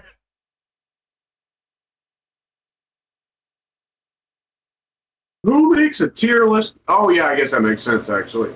I mean, well, logically a speaking, player. shouldn't tier Yeah? list of players be based off win-loss record? I spoke over you. Could you repeat that? I'd say if you're going to tier list players, wouldn't the only logical thing be not like a tier list, but just a ranking of win-loss records? I mean, probably, but freaking most people. I mean, okay, that's too mean, maybe. But I was going to say most people who make tier lists eat glue anyway. But nah, Most people make tier lists what? eat glue anyway. That's you know. I mean, YouTubers will do it because it gets views, but I think most of your average Joes who make tier lists, are like, I don't like fighting against Ed is S tier. yeah. Ed beat me yesterday, I lose to S tier. I mean, like the big thing about tier lists and multiple freaking competitive players have said this as well, is that tier lists work on a competitive level. Most people are not at a competitive level. Tier lists don't matter to most people. The Like, best kind of tier Yeah. list is when you get a 40-minute video of the guy explaining every ranking. yeah, the freaking I recently saw a tier list of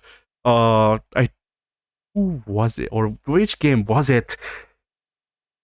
Oh, it wasn't even a fighting game tier list. It was a smite tier list of gods tiered based on their dick size. Oh my god. And freaking, Bacchus was god tier, right? no, maybe I don't remember, but freaking, I remember. I forget the proper way they differentiated it, but if I remember correctly, freaking oh, what's her name? Bloody hell, I'm forgetting the character. Scylla was in S tier, I think. Scylla with the big dick.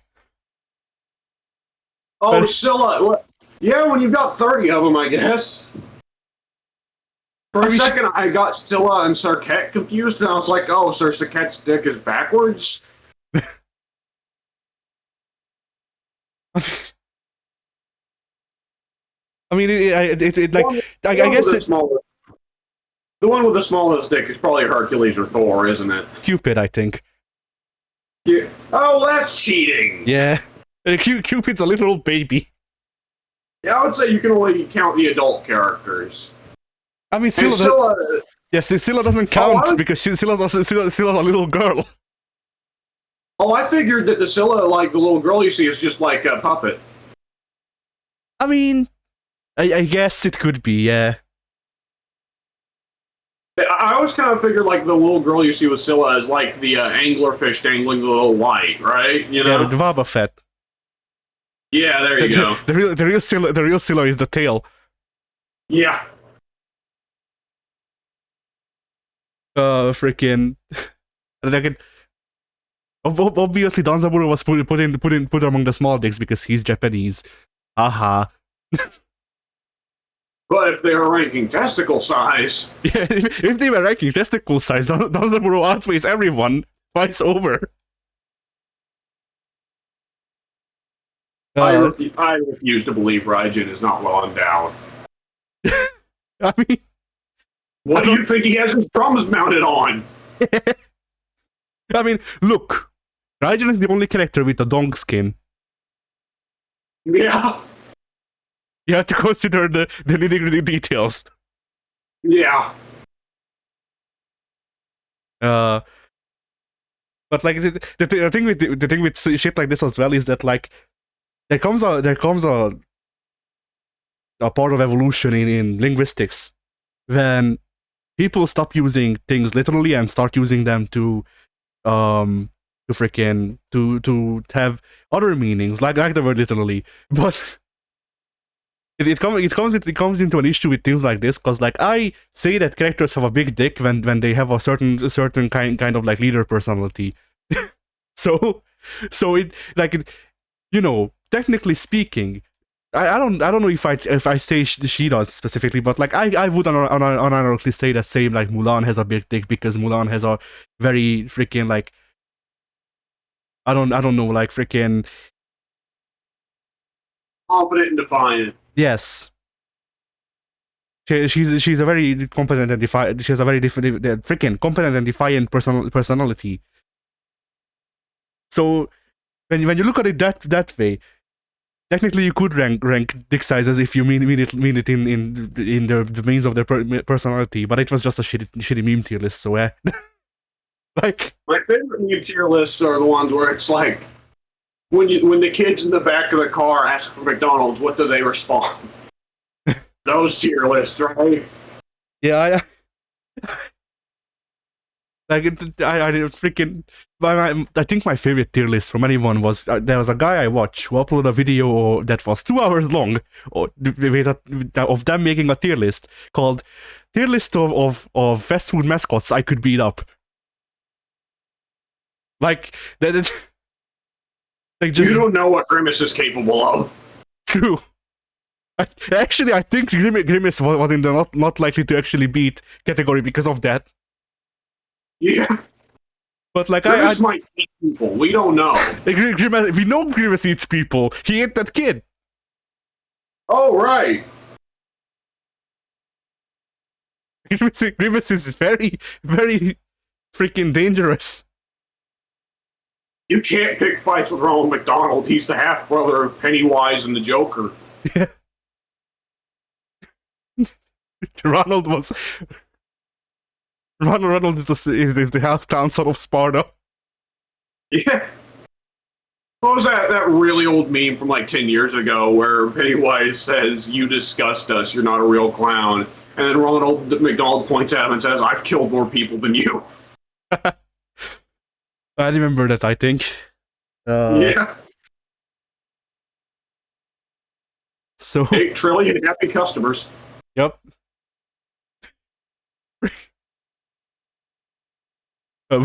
Born to love it. The world is a hamburger. Yeah. I don't even remember the number. How many people are 8 dead? million dead. 8 million dead customers. Yeah.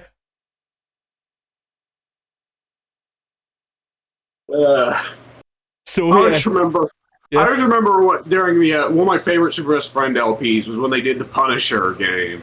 And at one point, Matt starts reciting that meme, but for Punisher, and Forty says, 40,000 dead cops, and Wooly just says, "Punisher's killed as many cops as there are views on a moderately successful YouTube video."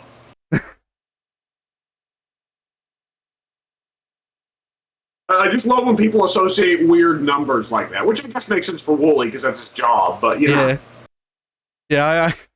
I remember seeing a discussion online on Reddit. I don't remember what it was about, but people are talking about like digging a grave for some reason, and one of the people go something about 6 feet deep because that's how deep graves usually are, and then like a freaking bot shows up converting the 6 feet into, I think it was 17.5 NVIDIA GTX 1080s as a depth measurement. I fucking love when weird bots show up in Reddit comments. Just because at first you read it and you don't see that it's a bot, so you're like, "What the hell is this guy talking about?" Oh, it's a bot. Yeah. I mean, it's especially good when the freaking when everyone hates the bots that are in the server or whatever the Reddit, and the mods still don't ban it from out of the Reddit. Yeah. Because why would you? It's just stupid, I guess.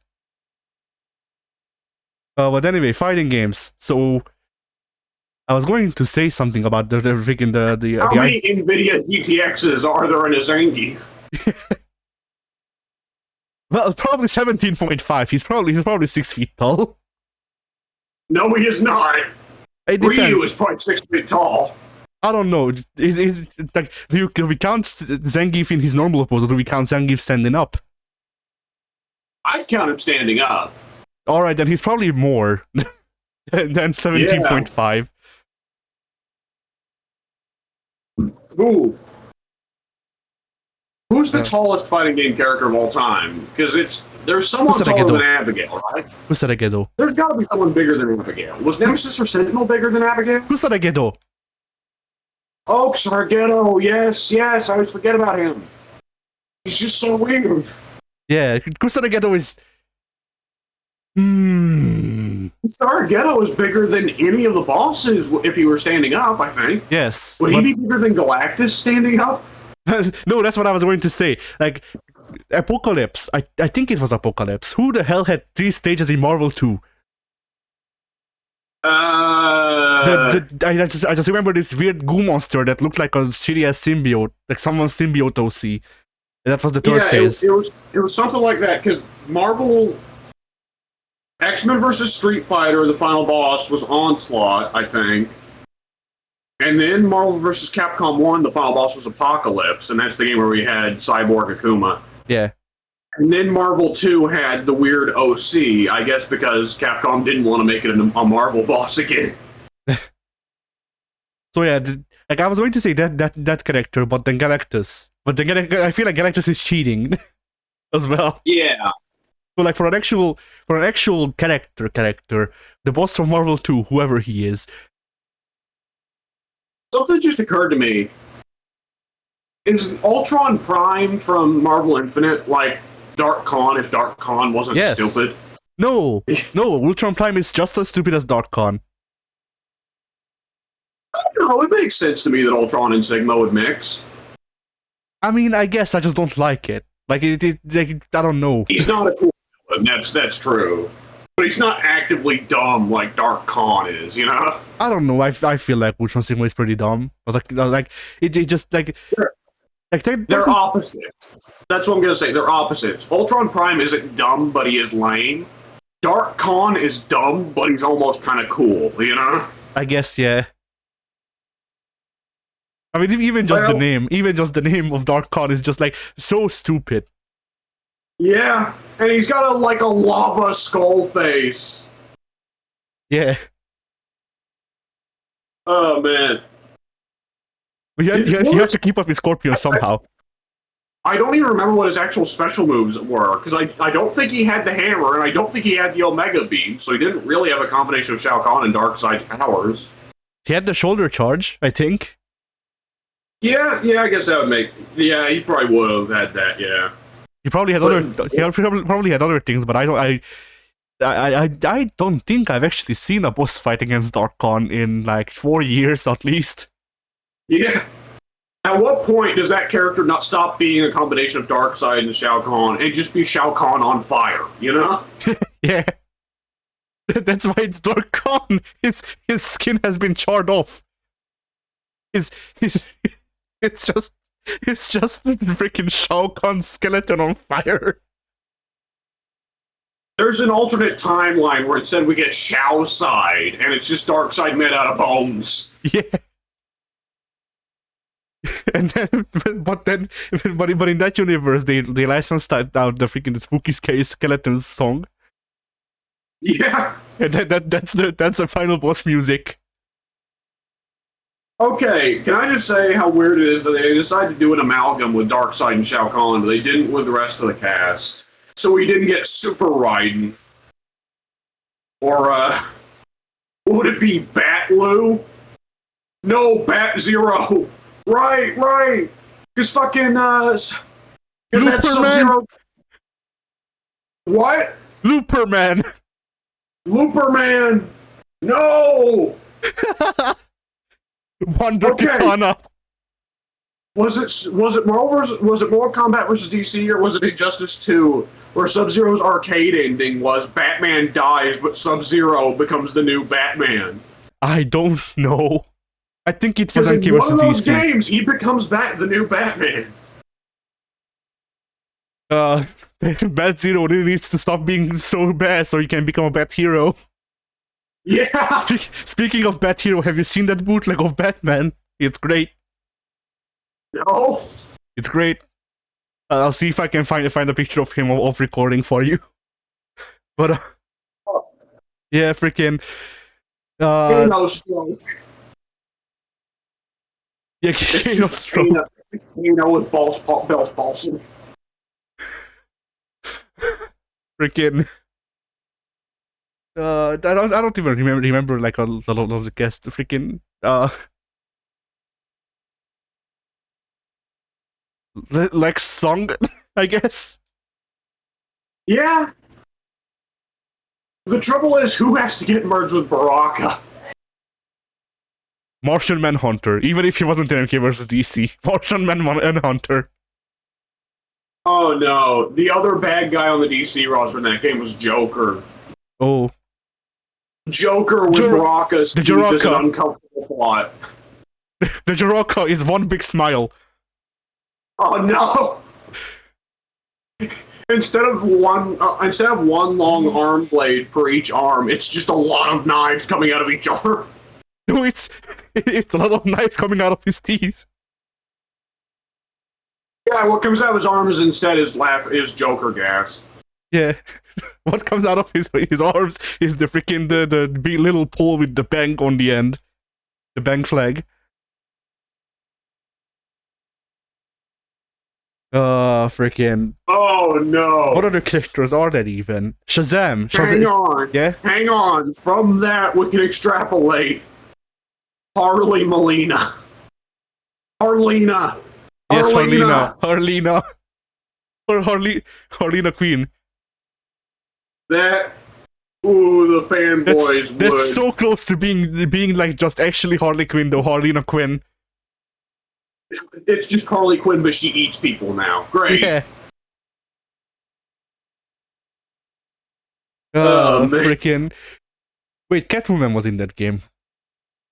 I guess she was. How do you merge that with Sonya? Because that's who she would have been merged with.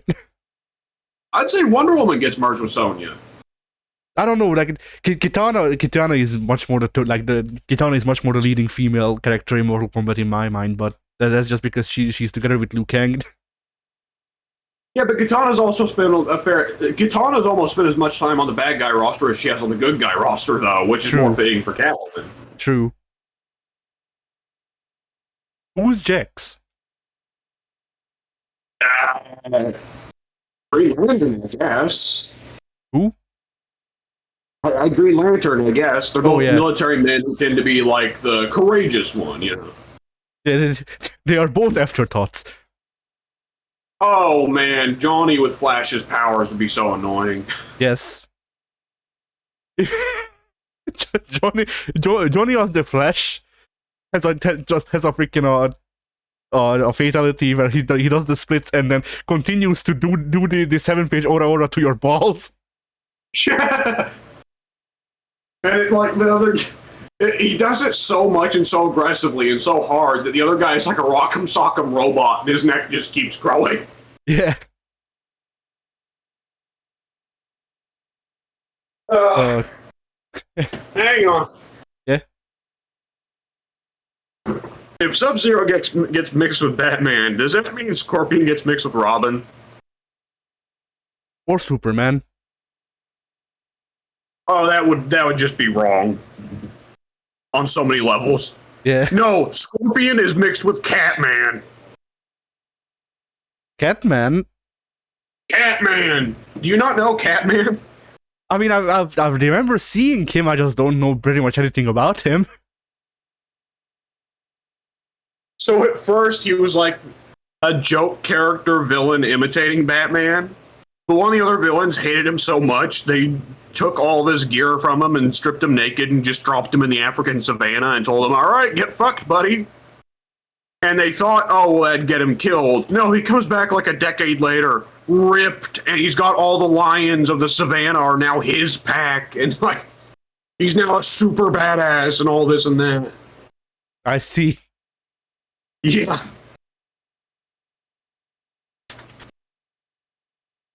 Oh man, do you think?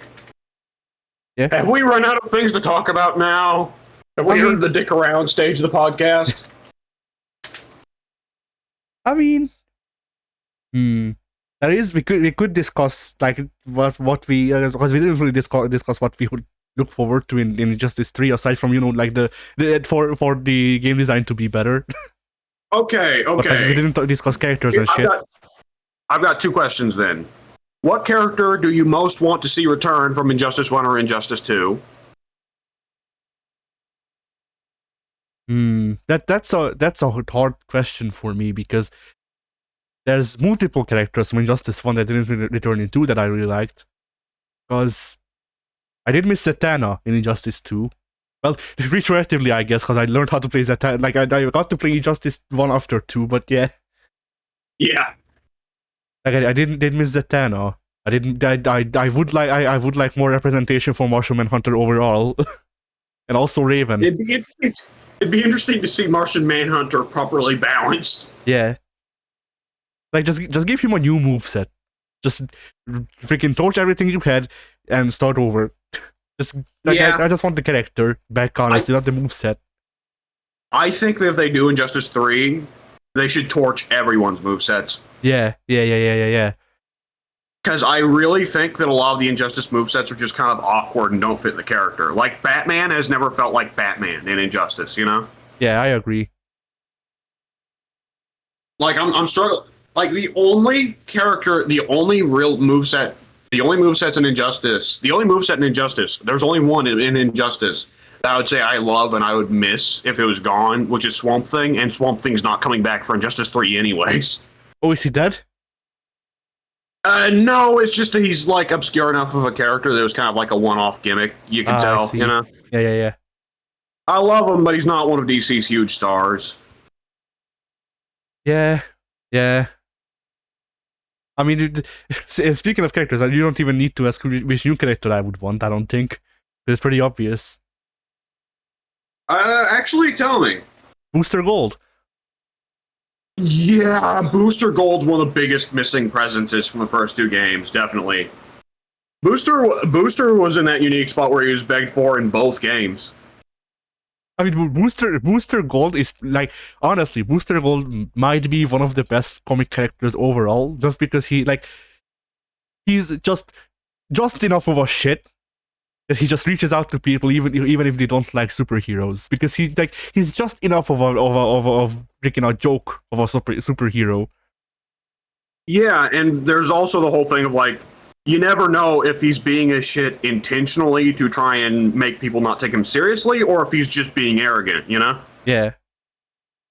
Because that's another thing about Booster Gold's character, is that he deliberately tries to make people not like him so he doesn't get written down in the history books.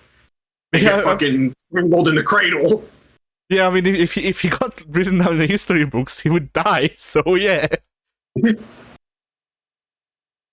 His parents might not even conceive him, come to think about it.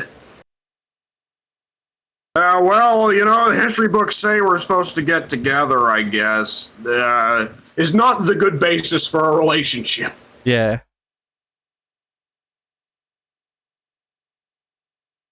Oh, man. They'd have to do Booster Gold, but you know Booster Gold would not only be perfect for the signature NetherRealm dialogue segments at the start of every match, just being Booster, but also having Skeets there, you know? Yeah.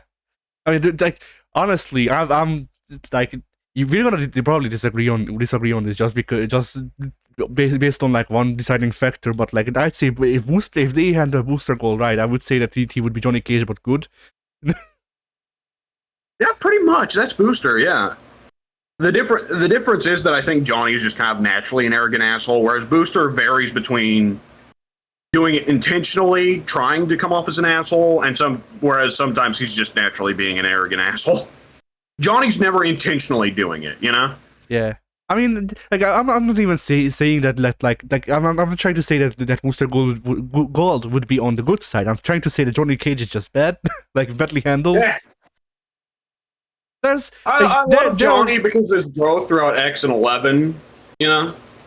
Yeah, like I'd say like there have been from the recent games there have been games where I liked Johnny Cage more, but saying that I liked Johnny Cage more in the recent or like in one maybe, like I don't remember how many honestly, but like saying that I like Johnny Cage more than initially in the recent games is not a hard hurdle. Like I didn't even think about Johnny Cage in the previous games because he just had no presence. Yeah, prior to 9, Johnny was just kind of there as the ha-ha, let's laugh at Jean-Claude Van Damme character, which wasn't interesting, you know? Yeah. There's so many problems with them resetting the timeline at the end of 11, but I think one of the biggest ones is that well, you know, okay. Would you be interested if they actually do what Ed Boon wants to do and go back to like fucking Mortal Kombat in the 1700s or 1800s, and instead of there being Johnny, it's instead like his ancient Mediterranean ancestors, and like instead of Kung Lao, it's the Great Kung Lao, and so on, right? Yeah. I mean, and like instead of Scorpion or Sub-Zero, it's their ancestors, and so on. I mean, I wouldn't mind it, but that's partially because I honestly don't give a shit about most of the Mortal Kombat cast. Like, I care about the lore enough to look up what happens and why it happens and stuff like that. But there's been so many jot balls with the like.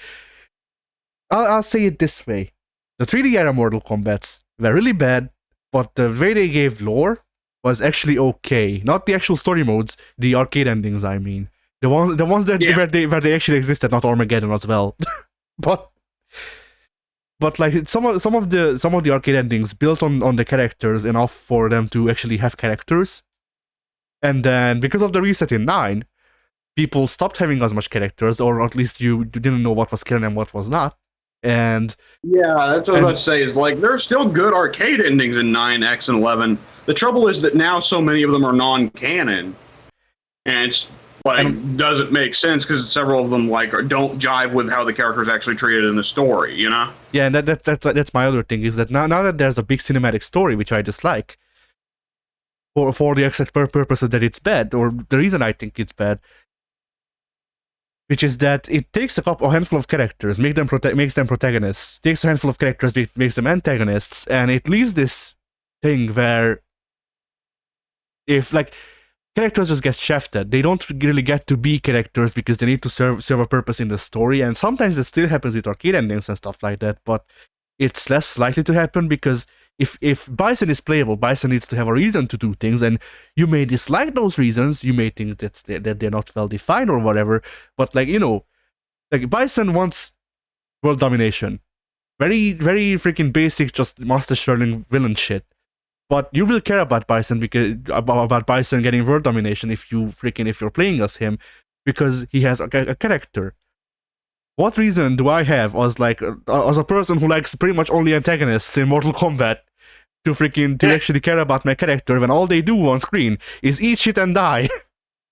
Yeah, like there some people get at least a little bit of love. Like Shang Tsung fans got a lot of love in Mortal Kombat 11. But that's pretty much it, you know? Yeah, like the main antagonist... The most love you'll get is if your character's like Shiva and turns good at some point. Yeah, and like, even with the Shang Tsung thing, like, the main antagonists get some love as characters because they need to be imposing and shit. If they don't have a presence in the story at all, then they are not the main antagonists. They can't be, because there's no reason to beat them. But with characters like Kano, like Baraka, like Ermac, like, Kano is whatever. Kano has all of these characters have pretty much always been jobbers. Ermac just actually got character development sometime along the line. But freaking like Baraka literally serves a purpose as just a guy who gets thrown away. That's his character. That has been his character that's also established in the earlier universe as well. Like the original one, I mean. And I'm fine with that. Kano is pretty much only there to be killed by Sonya Blade as an act of revenge. It sucks, but what can you do about it? Like, I'm really pissed about Ermac not getting any character development and then eating shit and dying, because Ermac actually got some character development that could make him an interesting character, and they just don't give a fuck. Pretty much. Yeah. But because like there's this whole angle that they freaking came up with in the 3D trilogy where the main soul is Kitana's dead, but we don't know if it's canon, and if it's not, then what is Ermac anymore? Yeah, God only knows. Yeah, and like that's. Can I just go ahead and ask that we wrap things up pretty soon, because I'm about to. I very suddenly got a need to go. All right, yeah. But yeah, so like that's my main thing against the cinematic stories. It's that they take a handful of characters, and if you don't like them, well, tough tits, pretty much. Yeah. And like I actually think that people would have taken to the combat kits a lot better. Not good, but better if it wasn't just like if the story modes to MK 10 and 11 wasn't just here's Johnny Cage and his family, pretty much. Also, Sub-Zero and Scorpion are here because they give Ed Boon a hard one. But